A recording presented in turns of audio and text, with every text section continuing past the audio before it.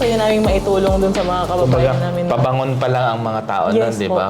From the effects of the pandemic. Tsaka I think nakikita ko maganda dun sa sinabi nyo. Bale, kumbaga pinag-aralan nyo yung market. Yes po. Pero at the same time, hindi kayo after lang basta sa kita, pero gusto nyo makatulong. Yes po. And I think out of that goodwill na gusto nyo kasing makatulong, so bumalik rin siguro sa Yes, inyo. Yun, ano? Yun yung blessing ng Panginoon, di ba? Yes po. That's good. I remember one story po dun sa, di ba yung mga naka-quarantine po sa mga hotels, wala pong gustong restaurant na mag-deliver sa kanila. Oo. And it's from here po, Almajas 1 to Almajas 3, parang 3.5 kilometers. Okay. That time wala po kaming sasakyan. Rider or Opo, ano? wala po kaming motor. Oo. Ang ginawa po namin is talagang bisikleta. Kahit na dalawang order, Nakakapagod yun, ah. dalawang order lang po. Kailangan Pupuntahan papakainin niyo. natin sila kasi ayaw po nila nung food ng... Siyempre, wala po silang panlasa dahil COVID. Oo. Tapos, kailangan gusto po nila Filipino food. Oo. So, sinuplayan namin po sila ng for almost yung quarantine time nila.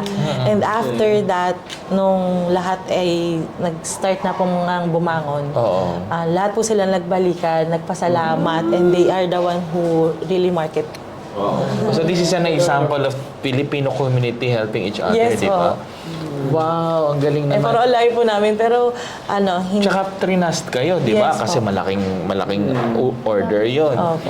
Tapos, so I'm sure, kasi sabi mo nga, hindi naman kayo social media na sabi, hindi kayo nagpo-promote, pero by word of mouth, Yes. nalaman ng mga tao. So, tsaka yun ang actually na tunay na viral na marketing na hindi mo na kailangan, walang marketing talaga. Oo. It's more yung tao mismo ang nakaalam. Maganda yung produkto nyo, yung pagkain na piniprepare nyo, masarap.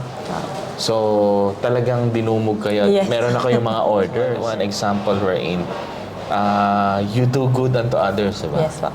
Tapos, babalik sa'yo. So, parang ano yun? Parang, sa Bible din naman yun, Yes, di ba? sir. Na kumbaga, gumawa ka ng mabuti, babalik rin sa'yo. Ang galing nga, kumbaga, and then, kumbaga, hindi nyo naman plinano yun, Hindi di ba? po. It's, you really just wanted to help. Yes po. Wow. Yan ang blessing Opo, talaga. blessing Yan ang po. blessing.